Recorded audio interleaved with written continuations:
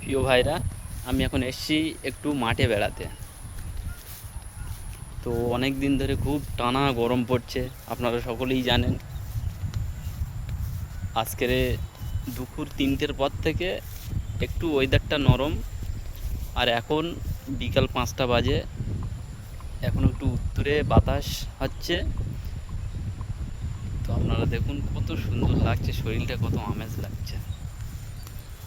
মানে টানা গরমের সময় আর এরকম উত্তরে ঠান্ডা হাওয়া যেটি আপনাদের শরীরে লাগে, শরীরটা কেমন মনে হয়, কি মনে হয় যেন এতদিন জেলে বন্ধ ছিল, এখন ছাড় পেয়েছি।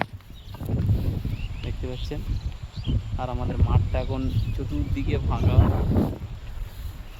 এই যে এই যে সাদা সাদা এগুলো হচ্ছে, এর ভিতরে পালং চাষ হচ্ছে। পালং, ভেন্ডি, পুঁই শাক, এই সমস্ত চাষ এই বর্ষাকালের দিকে সবাই মানুষ রোপণ করে। এই দেখতে পাচ্ছেন, এটা হলো পুঁই শাক। খুবই সুন্দর একটা ওয়েদার। এদিকে মেঘ বিশাল হারে ছুটছে, খুবই সুন্দর লাগছে। মাঠে এসে এই সময়টায় ঠান্ডা হাওয়া বইছে, খুবই ভালো লাগছে।